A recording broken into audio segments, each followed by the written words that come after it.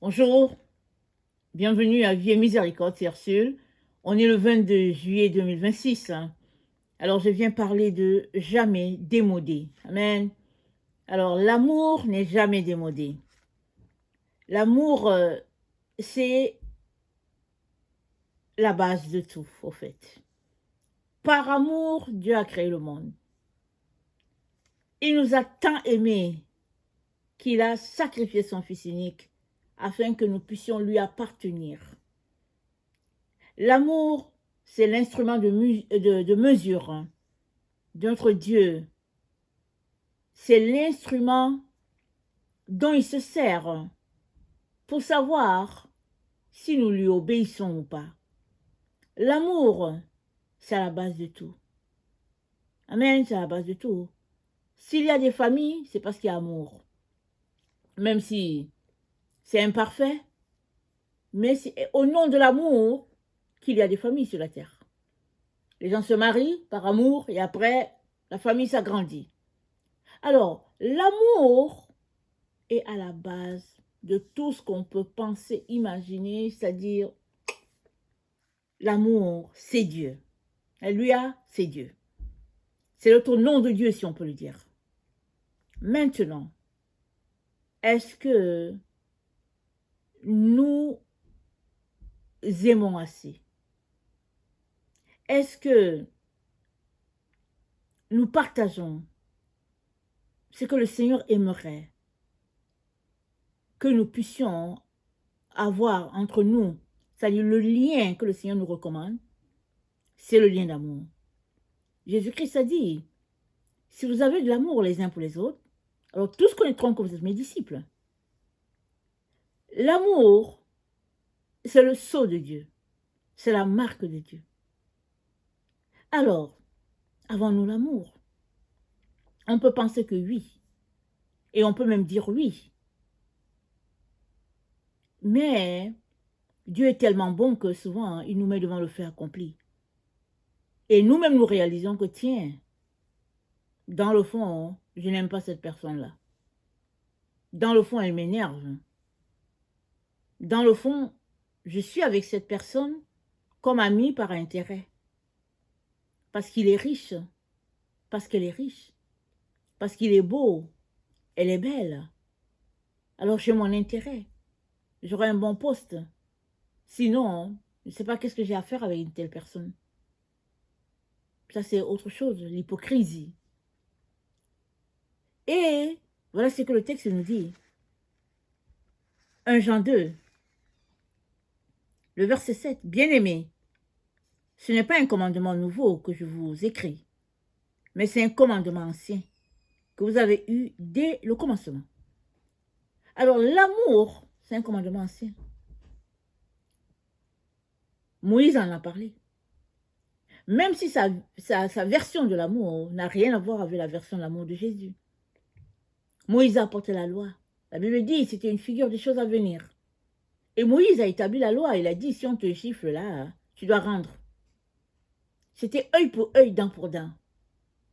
Si bien que quand les gens se retrouvent à faire une erreur, ils couraient pour aller se cacher dans une ville de refuge. Au cas où l'autre l'attrapait, ou bien les gens de l'autre famille mettaient la main sur eux, ce serait grave. Ils seraient lapidés sur le champ.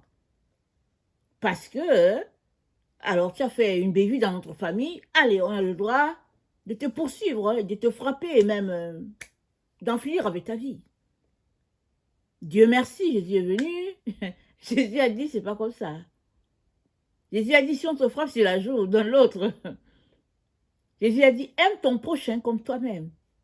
La façon que tu aimerais là qu'on t'aime, aime l'autre comme ça. Ça veut dire que si tu as vu une chaussure à 300 $ et cette chaussure-là, tu aimerais la porter, alors, si tu veux offrir un cadeau à ton ami, offre lui aussi la même chaussure. Ou bien une chaussure d'une valeur de 300 $. Là, tu as la preuve que tu l'aimes. Mais très souvent, on va se porter une chaussure à 300 $. On va chercher une chaussure à 3 $ et on va donner à l'autre. Parce que l'autre ne mérite pas. Et Jésus-Christ dit, l'amour supporte tout, espère tout, croit tout. L'amour est patient. L'amour n'est pas envieux. L'amour ne se vante pas. L'amour ne se réjouit pas de l'injustice. L'amour se réjouit de la vérité. Donc l'amour en soi-même, c'est l'air que nous respirons dans le royaume de Dieu. Tous ceux qui vont se retrouver dans le royaume de Dieu, ils y seront à cause de l'amour. Et ceux qui vont se retrouver séparés de Dieu, ils y seront parce qu'ils ont refusé l'offre d'amour de Dieu. Alors, est-ce que tu marches dans l'amour? Est-ce que je marche dans l'amour? C'est la question que nous devons nous poser. Et si le Saint-Esprit nous montre que, au fait, on n'est pas en train de marcher dans l'amour, allons-y rapidement au pied de la croix et changeons les choses. Alors, dans le verset 9, nous sommes dans 1 Jean 2, c'est dans l'épître de Jean. Celui qui dit qu'il est dans la lumière et qui est son frère est encore dans les ténèbres. Si tu dis que tu es chrétien, ça veut dire que tu es dans la lumière. Maintenant, si tu es ton frère, si tu le détestes, tu es dans les ténèbres. Même si tu te convaincs que tu es dans la lumière, tu es dans les ténèbres. Parce que tu détestes une personne. Parce que tu en veux à une personne. Alors, le conseil de Jésus, sors des ténèbres. C'est-à-dire, mets-toi à aimer la personne que tu détestes. Alors, la lumière sera là, en train d'éclairer ta vie. En gros, c'est ça que Jésus-Christ est en train de dire. Celui qui est son frère, le verset 11, 1 Jean 2, est encore dans les ténèbres. Il marche dans les ténèbres. Waouh! Non seulement il est dans les ténèbres, mais il marche dans les ténèbres, c'est-à-dire il évolue dans les ténèbres. Parce que les ténèbres ont aveuglé ses yeux. Alors si les ténèbres ont aveuglé tes yeux, ça veut dire que tout est noir, tu ne vois rien. Ça veut dire qu'il n'y a pas de lumière, n'est-ce pas? Dans ton jet, dans ton regard, il n'y a pas de lumière. Tout est noir. Tu es en train de détester ton frère. Tu l'envies. Tu as de la jalousie envers ton frère, envers ta sœur. Jésus-Christ est mort pour régler ce problème. Il te suffit de donner ta vie à Jésus. Tu es transféré du monde des ténèbres au monde de lumière. Et maintenant, ouvre ta bouche pour dire à Jésus, tu sais quoi Jésus, je déteste telle personne. Elle m'énerve. Je ne sais pas comment faire pour l'aimer. Je ne veux pas l'aimer. Dis tout ça à Jésus. Jésus va venir t'aider. Si tu es honnête, tu es franc, il va venir t'aider. Parce que il sait quelles sont tes luttes. Et il n'est pas venu pour les personnes bien portantes. Il est venu pour ceux-là qui ont des problèmes. Et ça, c'est un problème dans ta vie.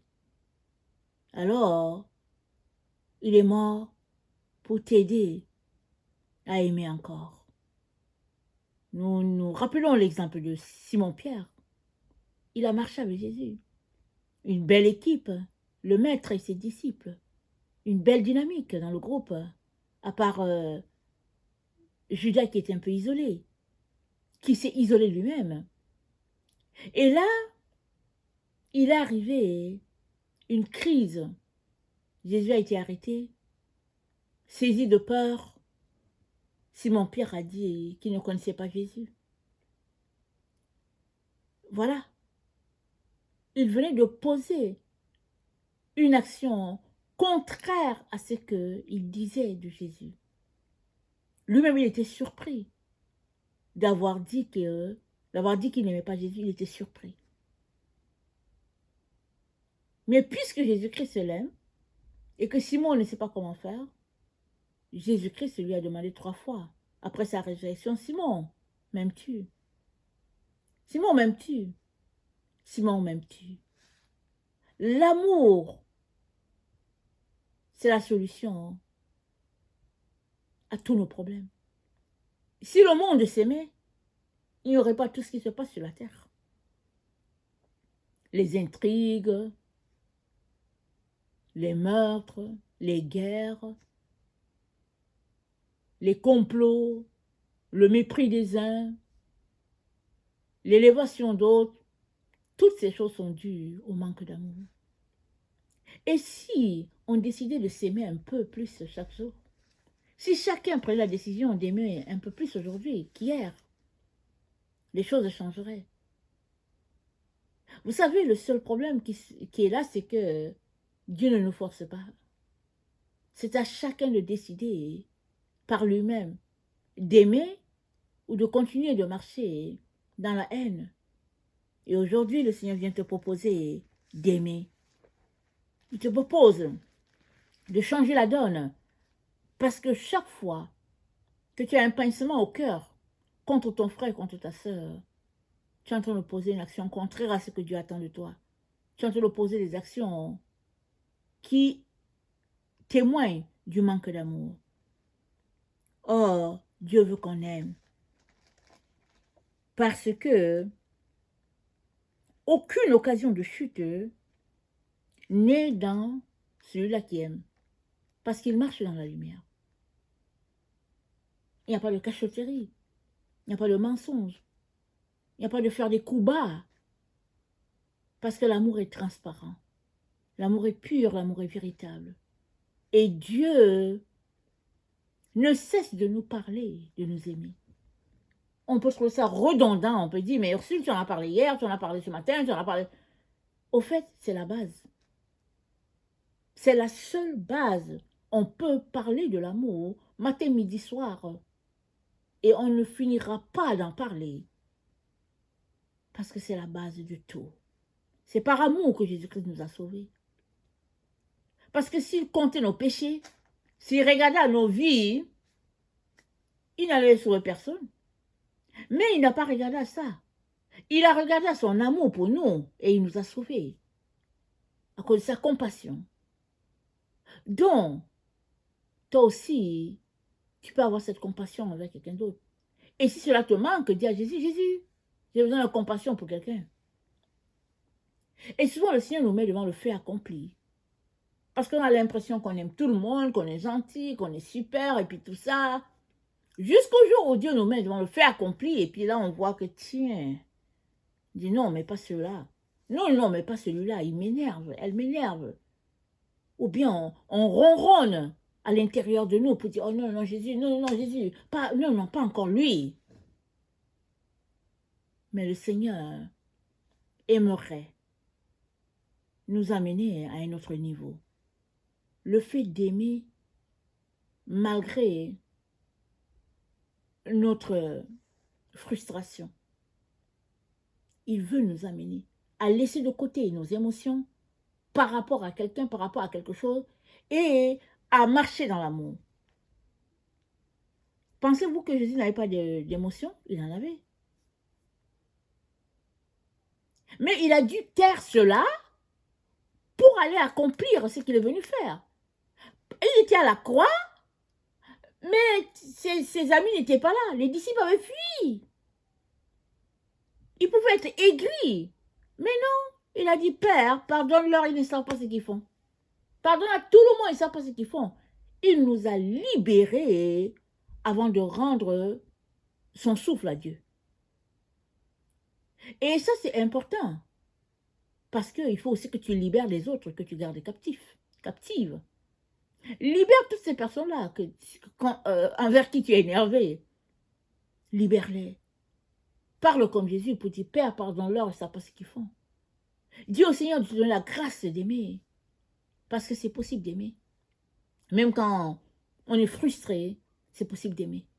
Parce que aimer, c'est une décision. C'est un choix. Alors aujourd'hui, choisis de le faire.